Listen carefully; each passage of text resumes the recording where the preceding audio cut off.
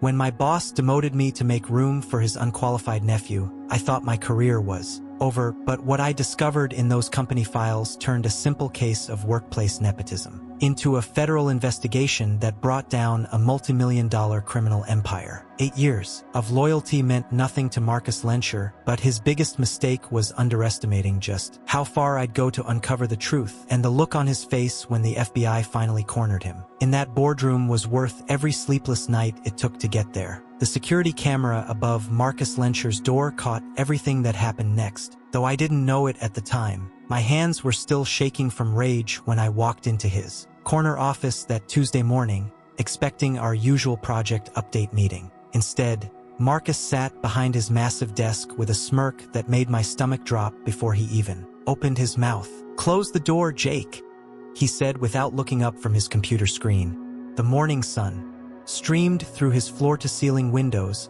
casting long shadows across the polished marble floor of his executive suite. 8 years I'd been walking into this office for meetings, 8 years of building Xavier Storm Industries' marketing department from a 3-person team into a powerhouse that generated 40% of our revenue. Marcus finally raised his eyes to meet mine, and I saw something cold there that made me grip my coffee mug tighter. "We're making some changes around here. Big changes." He leaned back in his leather chair, the same one he'd bragged cost more than most people's cars. "Your position as senior marketing director is being eliminated. We're bringing in fresh leadership." The words hit me like a physical blow. My coffee mug slipped from my fingers and shattered against the floor, sending hot liquid spreading across the expensive marble. "What are you talking about, Marcus? We just landed the Henderson Industries account last month. Our social media engagement is up 300% this quarter. Exactly why we need someone with more vision to take things to the next level," Marcus said, standing up and smoothing down his tailored suit. "My nephew Scott just finished his business studies. Harvard graduate, top 10% of his class. Kid's got fresh ideas and the energy to implement them." Fresh ideas.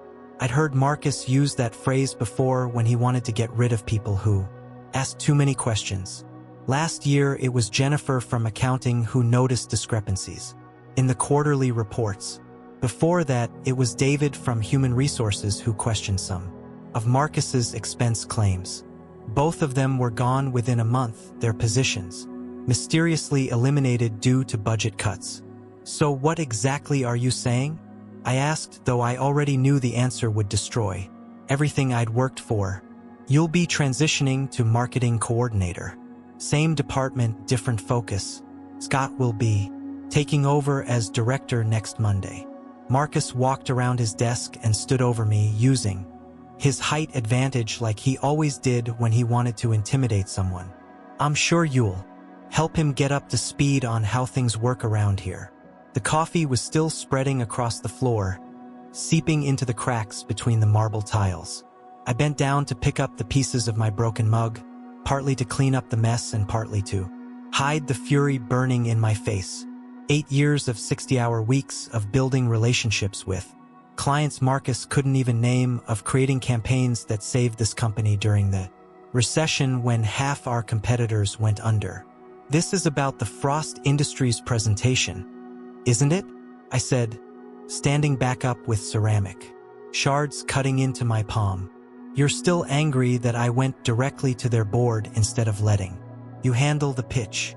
Marcus's face darkened. "That presentation was a team effort and you made it look like your personal victory. That kind of grandstanding doesn't play well with upper management." Team effort. I'd worked alone for 3 weeks on that presentation while Marcus was on vacation in the Bahamas.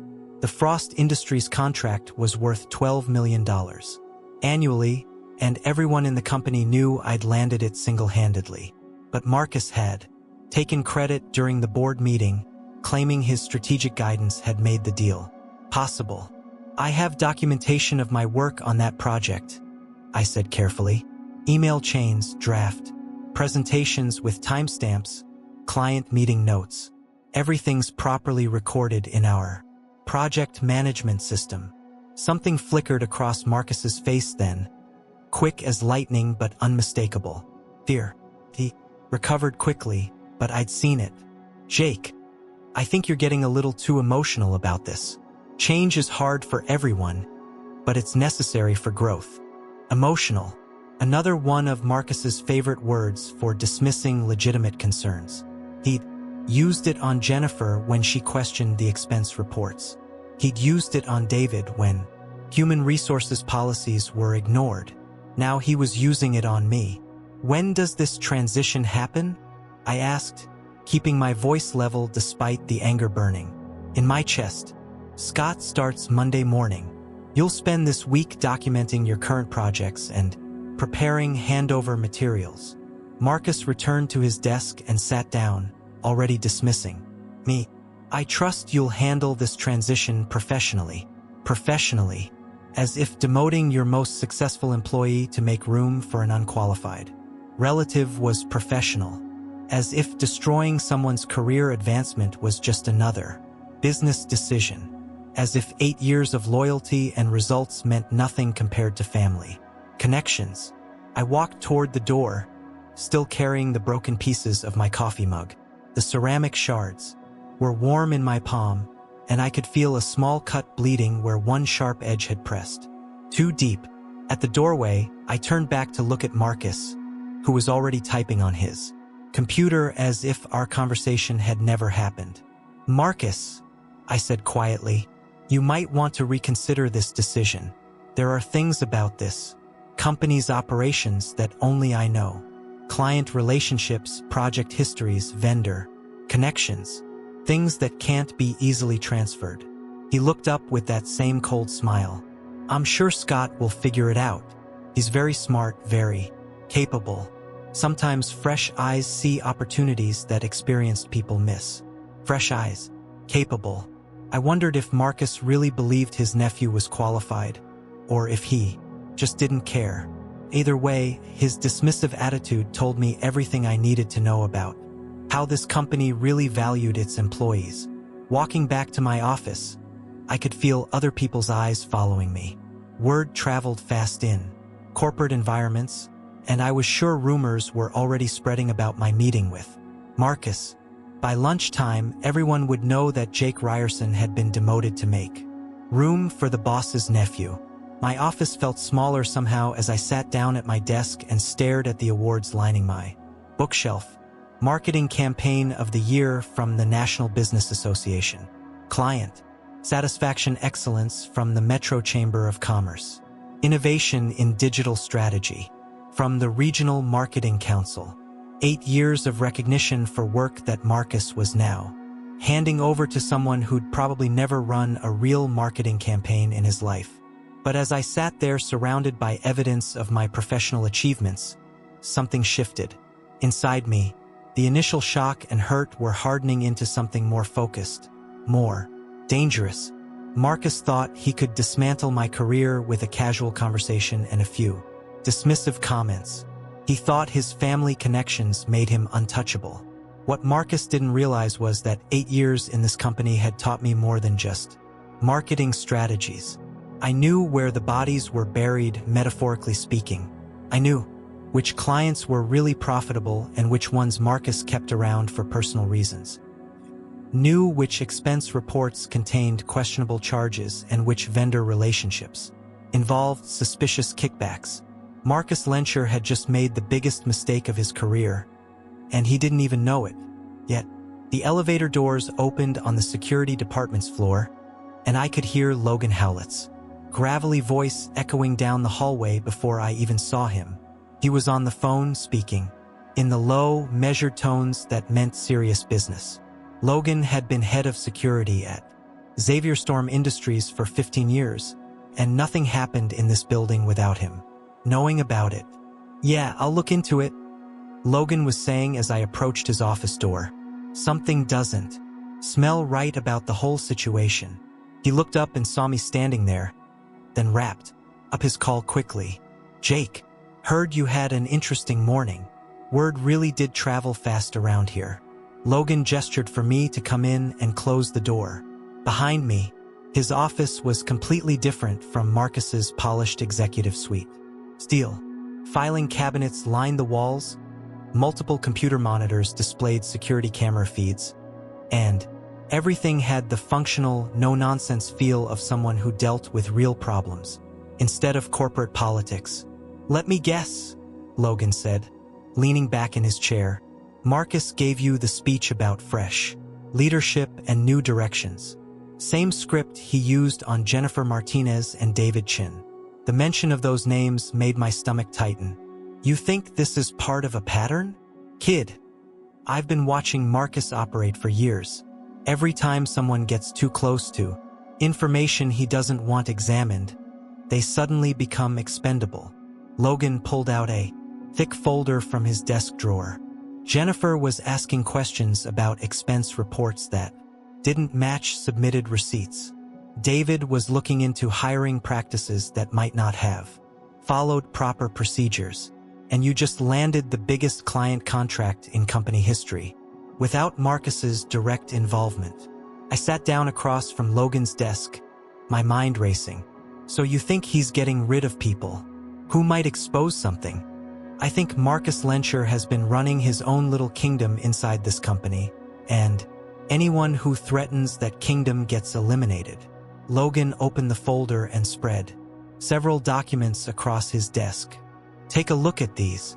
The papers were copies of expense reports, vendor contracts, and personnel files. At first glance, they looked like normal business documents, but Logan started pointing out details that made my pulse quicken. Payments to consulting firms that had no website or business address. Travel expenses for trips that weren't reflected in Marcus's calendar. Hiring decisions that bypassed normal human resources procedures. "This goes back 3 years, Logan explained. "Small amounts at first, then getting bigger as Marcus got more confident. We're talking about hundreds of thousands of dollars in questionable transactions." I studied the documents more carefully, my marketing background helping me spot inconsistencies that might not be obvious to someone else. "These vendor payments don't make sense. Why would we pay Cyclops Consulting $15,000 monthly when I've never heard of them? And look at these travel receipts. Marcus claimed business trips to cities where we don't have clients or prospects." "Exactly. And here's the interesting part." Logan pulled out another set of papers. "Scott Summers, Marcus's nephew, the Harvard graduate who's taking your job.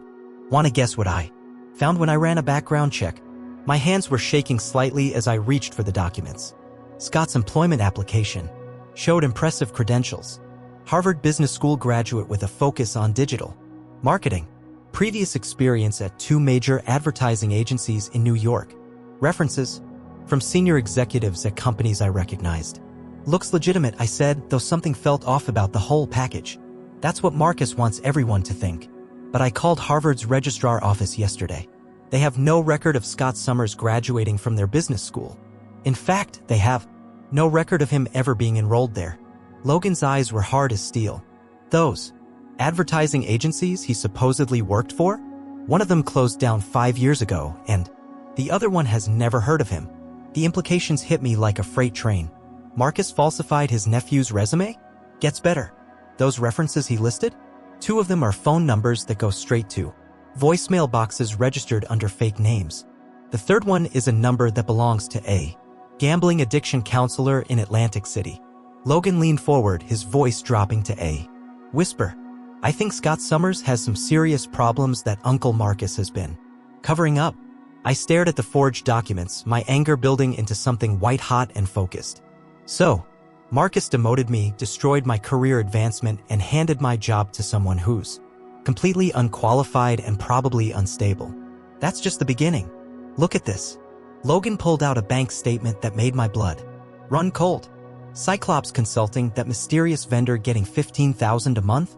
The bank account is registered to Scott Summers. Marcus has been funneling company money directly to his nephew for over a year. The pattern was becoming clear, and it was worse than simple nepotism. Marcus wasn't just giving his nephew a job. He was using Xavier Storm Industries as his personal piggy bank to solve Scott's problems, whatever they were, and anyone who might discover this arrangement was systematically removed from positions where they could cause trouble. "Logan, why are you showing me this? You could take this to the board yourself." "Because I need someone with access to the marketing department's financial records. Someone who understands client relationships and vendor management. Someone who has legitimate reasons to be asking questions about company operations." Logan's smile was sharp as a blade. "Marcus just handed us the perfect inside man by keeping you in the marketing department." The plan started forming in my mind even as Logan was speaking. My new position as marketing coordinator would actually give me access to different types of information than I'd had as senior director. Lower-level employees often saw details that management missed. And if I was careful about how I gathered evidence, Marcus would never see me coming. What about Scott? If he's really as unstable as his background suggests, putting him in charge of major client relationships could be dangerous for the company. That's the beauty of Marcus's plan backfiring. Scott's going to crash and burn all on his own. We just need to document everything when it happens. Logan started gathering up the papers. "But Jake, you need to understand something. If we're right about the scope of what Marcus has been doing, this isn't just about recovering your job. This could bring down his entire operation." The weight of that responsibility settled on my shoulders, but instead of feeling overwhelmed, I felt energized. For the first time since walking out of Marcus's office, I had a sense of purpose that went beyond personal revenge. This was about protecting the company I'd given 8 years of my life to build. "There's one more thing," Logan said, pulling out a small recording device. "I've been documenting some of Marcus's conversations. Nothing illegal, just standard security protocols for executive meetings. But some of the things he said about handling problem employees might be very interesting to the right people." He pressed play and Marcus's voice filled the room.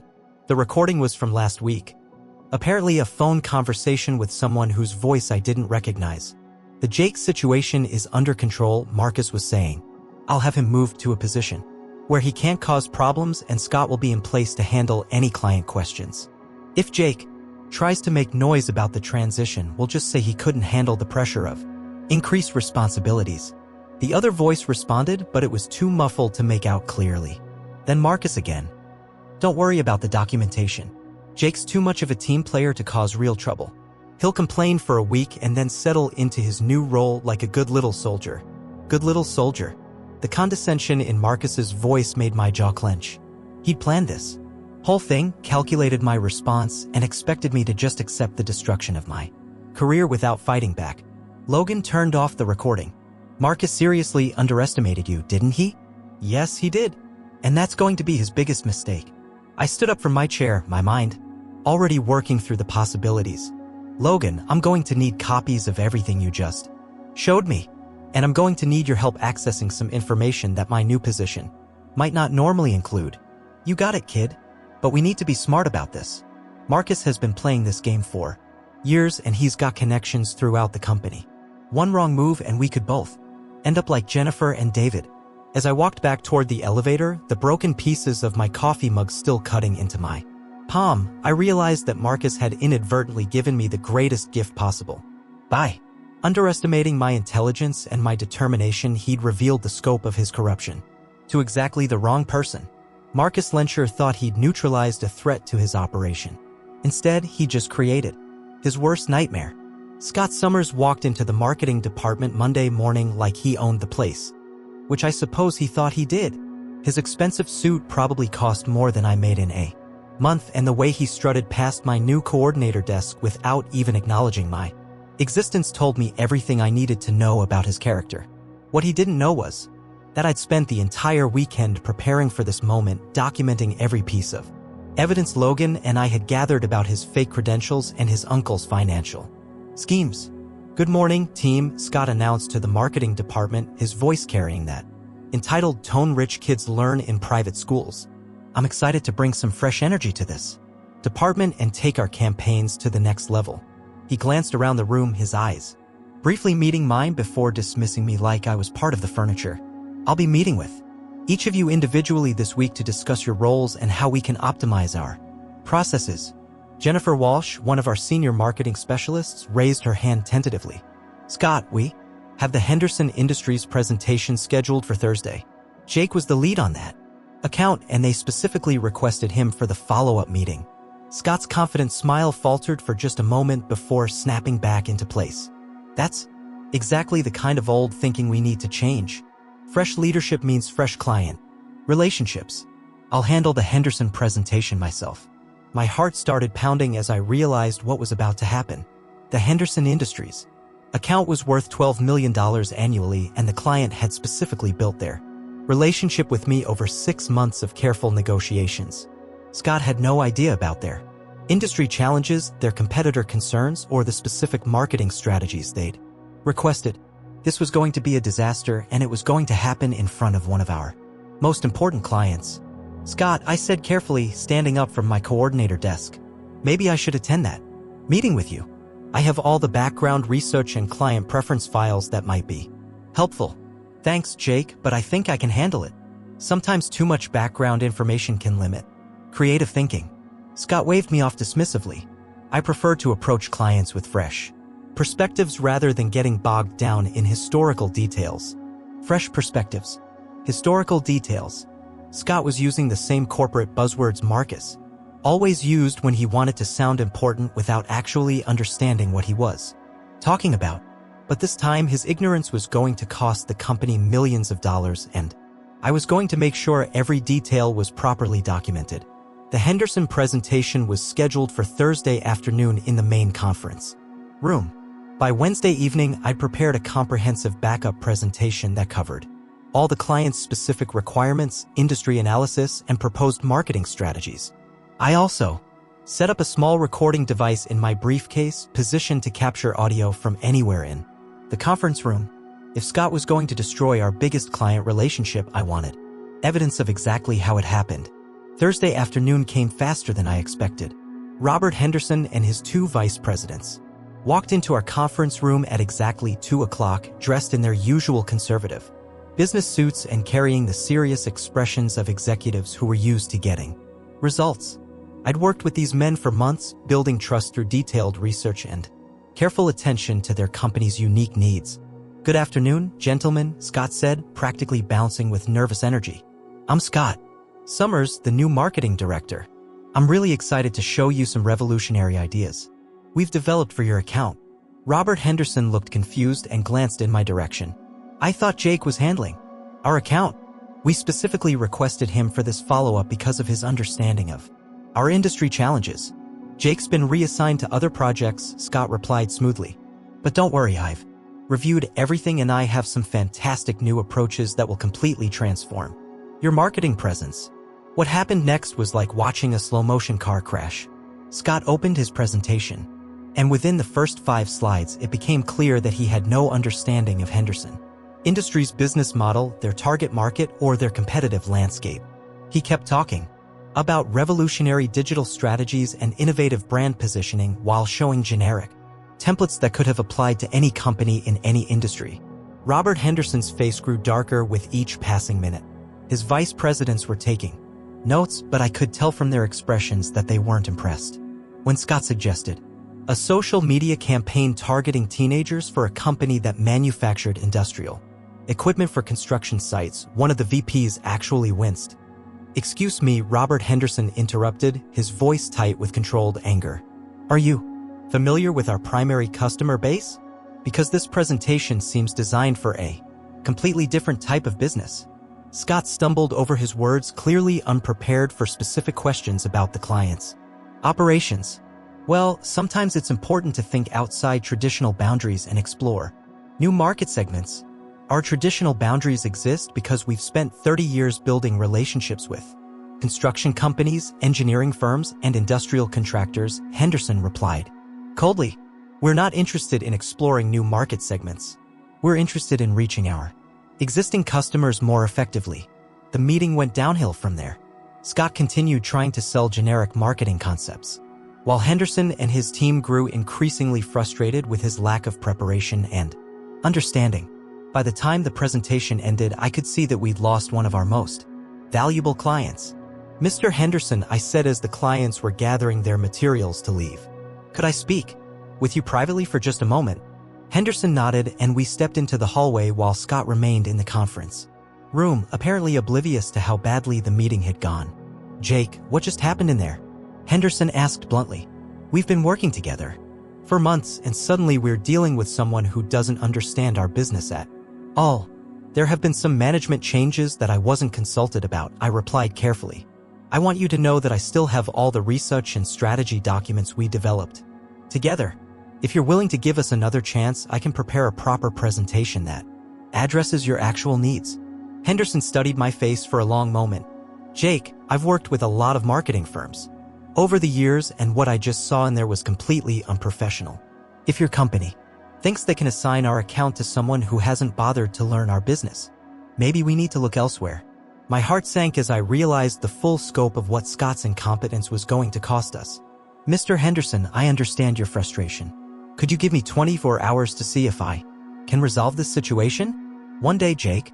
But if we don't see dramatic improvement, Henderson Industries will be taking our business to a firm that actually understands what we do.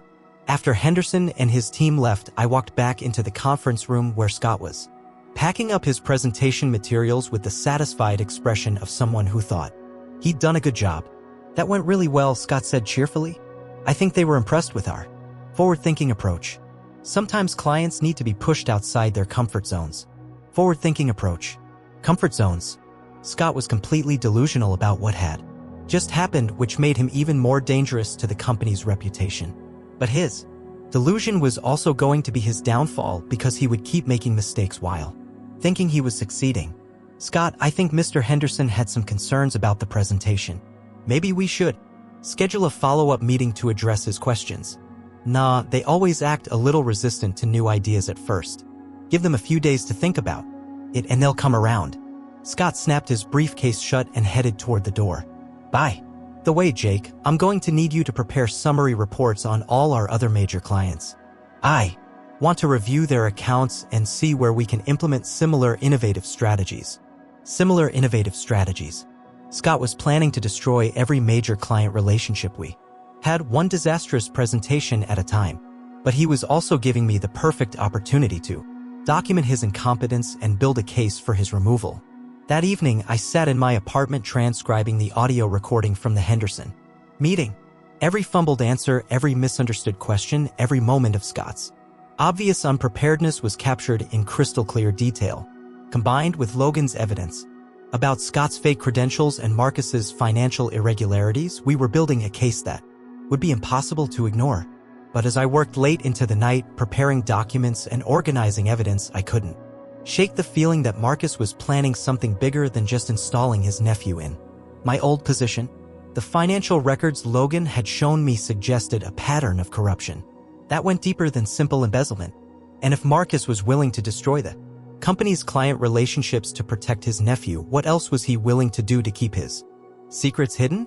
The next morning would bring new challenges, but for the first time since this nightmare began, I felt like I was finally fighting back instead of just reacting to Marcus's attacks.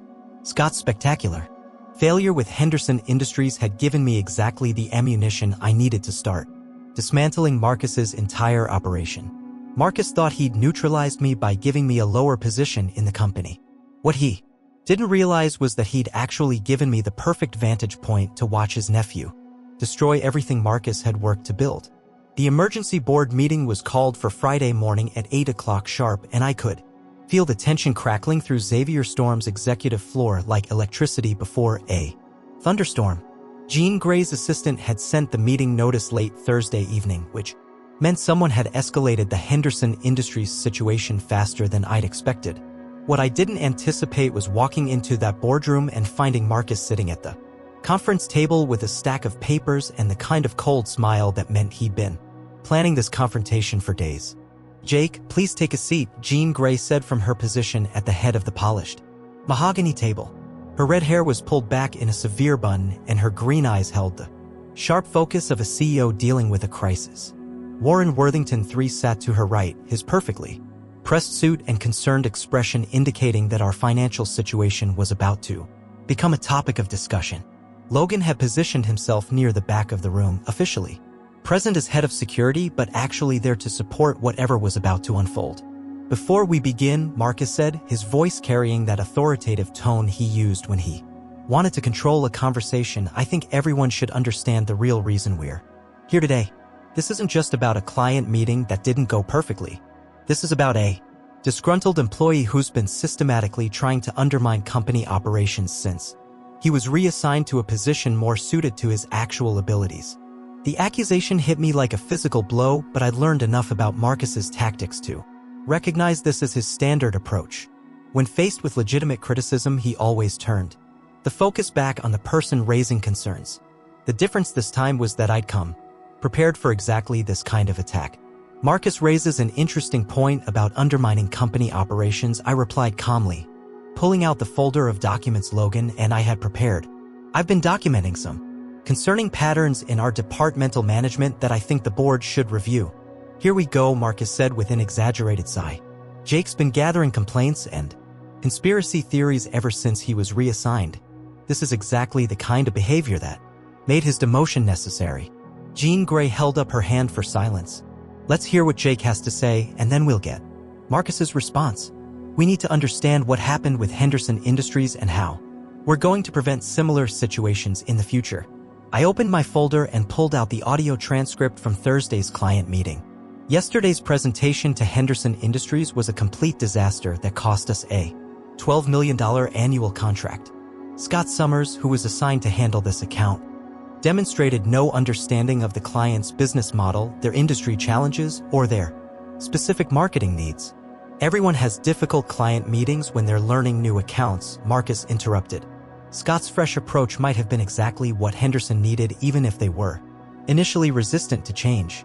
Fresh approach, I repeated, letting the absurdity of Marcus's defense speak for itself. Scott suggested a social media campaign targeting teenagers for a company that sells industrial construction equipment to engineering firms. He recommended influencer marketing for heavy machinery. He proposed brand partnerships with lifestyle companies for a business that's been serving the same industrial clients for 30 years. Warren Worthington leaned forward, his financial background making him immediately grasp the implications. Jake, what was Henderson's response to these suggestions? They terminated their contract effective immediately. Mr. Henderson specifically said that if we thought their account could be handled by someone who hadn't bothered to learn their business, they would find a marketing firm that actually understood their industry. I pulled out a printed email.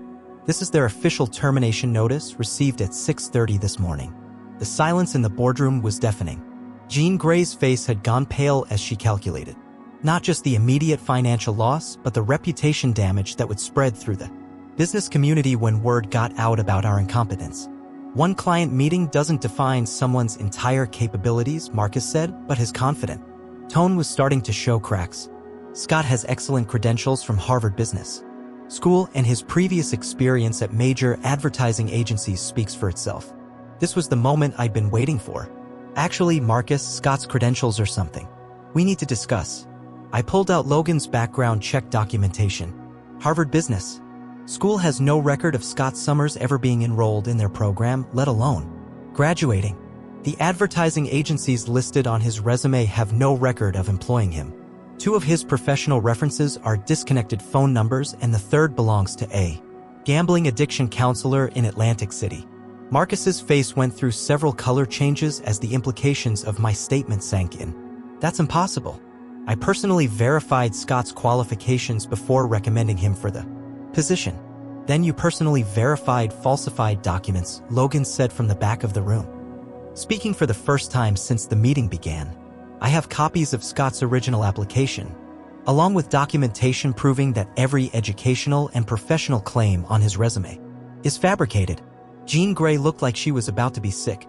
Are you telling me we hired someone with completely fake credentials to handle our most important client accounts? It gets worse, I continued, pulling out the financial documents Logan had discovered. Scott has been receiving monthly payments from Xavier Storm Industries through a shell company called Cyclops Consulting.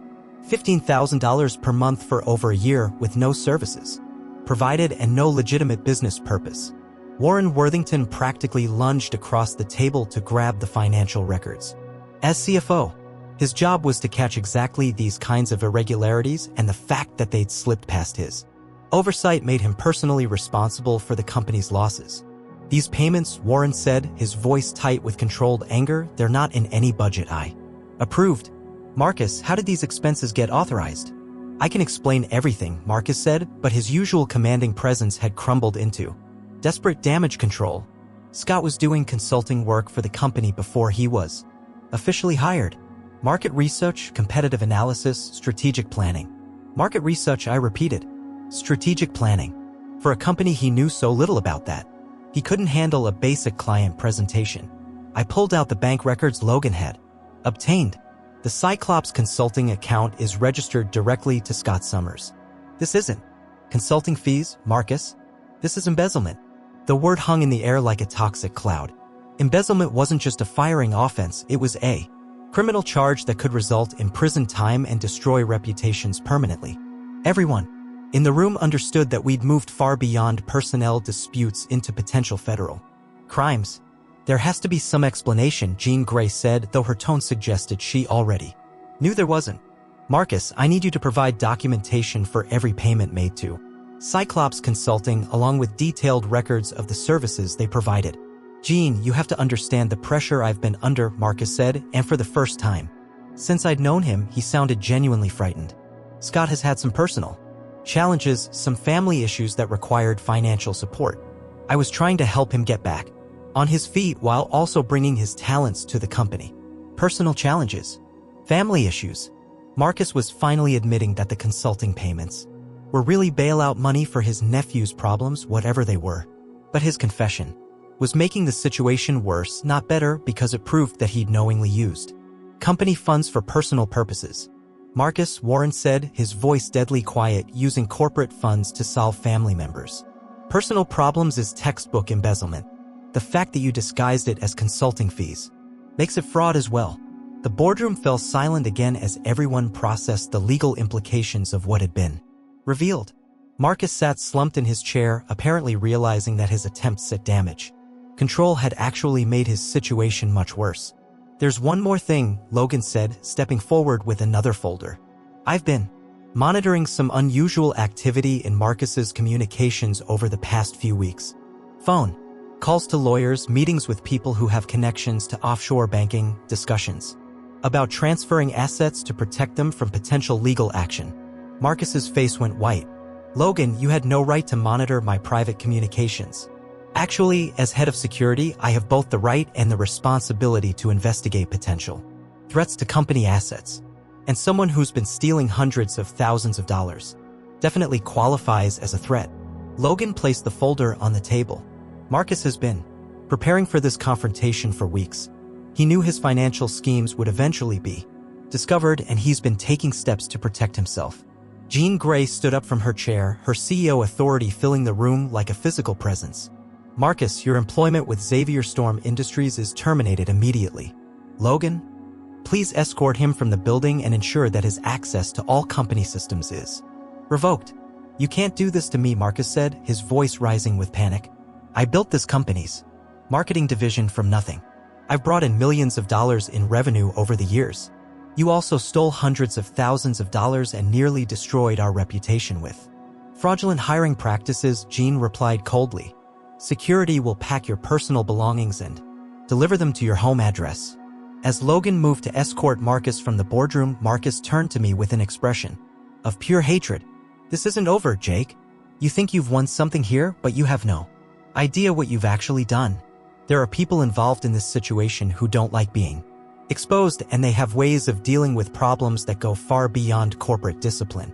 The threat was clear, but what chilled my blood was the implication that Marcus's corruption involved people outside Xavier Storm Industries.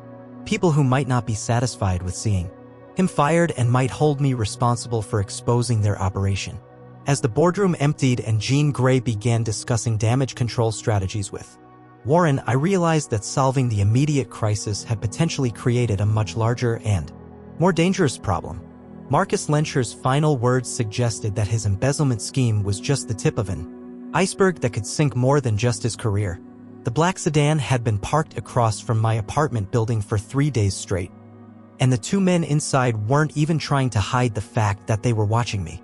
Marcus's threatening words from the boardroom kept echoing in my mind as I peered through my kitchen window at the car below, wondering if I'd stumbled into something far more dangerous than corporate fraud. What I discovered that morning would prove that Marcus Lencher's embezzlement scheme was actually the smallest piece of a criminal operation that reached into the highest levels of city government and organized crime. Logan called me at 6 in the morning, his voice tight with urgency that made my stomach drop. Before he even explained why he was contacting me so early. "Jake, we need to meet. Somewhere public, somewhere with lots of people around. The coffee shop on 5th Street, the one that's always crowded with business people. Can you be there in 30 minutes? The fact that Logan wanted to meet in a crowded public place instead of his secure office told me that our investigation had attracted the wrong kind of attention. I grabbed the backup copies of all our evidence that I'd been keeping in a safety deposit box and made my way through the city streets, constantly checking to see if the black sedan was following me. Logan was already waiting when I walked into the coffee shop, sitting at a corner table with his back to the wall and his eyes constantly scanning the room. His usual calm demeanor had been replaced by the alert tension of someone who'd spent years dealing with serious threats to personal safety. "The FBI raided Marcus's house yesterday morning," Logan said without preamble as I sat down across from him. "Federal agents, search warrants, the whole operation. But here's the thing that should terrify both of us. Marcus wasn't there. His neighbors said he left Tuesday night with several suitcases and hasn't been back since. The implications hit me immediately. Marcus had fled before he could be arrested, which meant he'd had advance warning about the federal investigation. Someone with connections inside law enforcement had tipped him off, and that same someone probably knew about our role in exposing his crimes. Logan, how did the FBI even find out about Marcus's embezzlement? We only presented our evidence to the Xavier Storm board 3 days ago. That's what I've been trying to figure out. Turns out Jean Grey didn't just fire Marcus and hope the problem would go away. She immediately contacted federal authorities because the financial irregularities we uncovered suggested violations of banking laws and interstate commerce regulations. Logan pulled out his phone and showed me a news article from that morning. But look at this. The headline made my blood freeze. Federal investigation uncovers multi-million-dollar money laundering operation involving local businesses. The article described a coordinated federal raid that had targeted not just Marcus's house, but also several businesses throughout the city, including 3 law firms, 2 accounting companies, and a construction contractor that I recognized as one of Xavier Storm's vendors. Jake, what we thought was simple embezzlement was actually Marcus washing money for a criminal organization that's been operating in this city for years. The Cyclops Consulting. Payments to Scott weren't just covering gambling debts. Scott was a front man for moving dirty money through legitimate business accounts.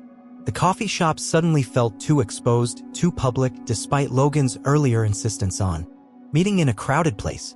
If Marcus was connected to organized crime, then our investigation had made us targets for people who solved problems with violence rather than lawsuits. What about Scott? Where's he in all this? That's where the story gets really interesting. The FBI picked up Scott Summers yesterday afternoon at a casino in Atlantic City. Turns out he's been cooperating with federal investigators for months, wearing a wire and recording conversations with Marcus about the money laundering operation. Logan's expression was grim as he continued. Scott was never Marcus's nephew. He's an undercover federal agent who's been building a case against this criminal network for over 2 years. The revelation hit me like a physical blow. Scott's incompetence with the Henderson Industries presentation, his obvious lack of marketing knowledge, his complete unfamiliarity with basic business operations, it all made sense now.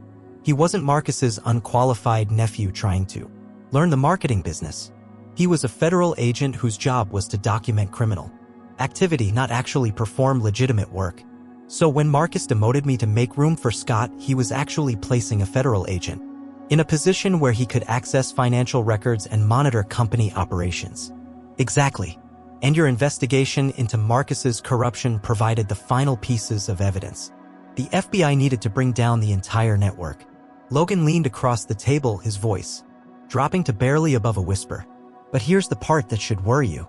Marcus escaped before the raid, which means he knows the operation has been compromised. And according to the FBI agents I've been talking to, Marcus has connections to people who don't leave loose ends untied. Loose ends. The euphemism sent a chill down my spine as I realized that my righteous crusade for workplace justice had accidentally exposed a federal investigation and potentially put my life in danger. The men in the black sedan weren't just watching me, they were probably deciding whether I represented a threat that needed to be eliminated. Logan, what do we do now? Do we go into protective custody? Do we leave the city? The FBI wants to interview both of us this afternoon. They need our testimony about Marcus's activities at Xavier Storm and our documentation of the financial irregularities we discovered. But they've also offered us protective services if we're concerned about retaliation. Protective services. Federal witness protection. The normal world I'd inhabited just a week ago, where the biggest concern was office politics and client presentations, had been shattered by revelations about money laundering and organized crime, all because I'd refused to accept an unfair demotion without fighting back. My phone buzzed with a text message from an unknown number. Stop talking to federal agents, or your friends and family will pay the price. You've caused enough problems already. The message was followed by a photo of my sister's house taken from across the street, showing her car in the driveway and her children's bicycles on the front lawn. Logan saw my face change as I read the message. What is it? I showed him the text, watching his expression harden into something dangerous. They're threatening my family now. Logan, my sister has 2 young kids. She has nothing to do with any of this. This confirms that Marcus's associates are still active and they consider you a direct threat to their operations. The FBI needs to see this immediately. Logan was already standing up from the table. We're going to the federal building right now and we're going to make sure your family gets protection before this escalates any further. As we walked out of the coffee shop, I couldn't help but think about the chain of events that had led to this moment. A simple workplace demotion had uncovered federal crimes, exposed organized criminal activity, and now threatened the safety of innocent people I loved.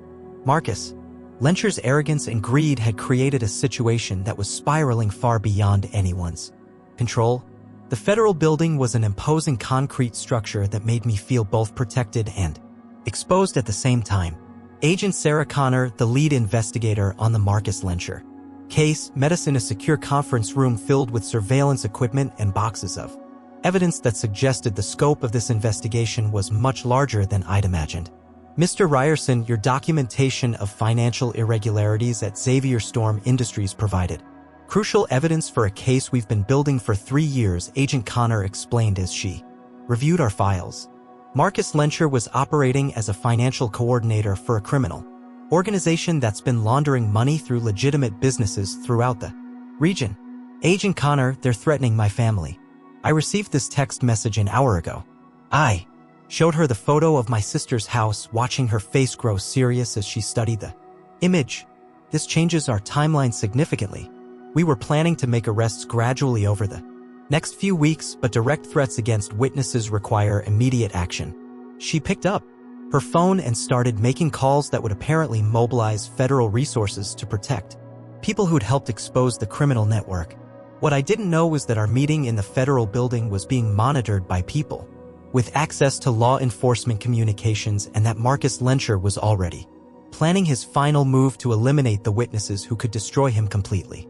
The real confrontation was still coming, and it would happen in a place where federal protection couldn't reach me.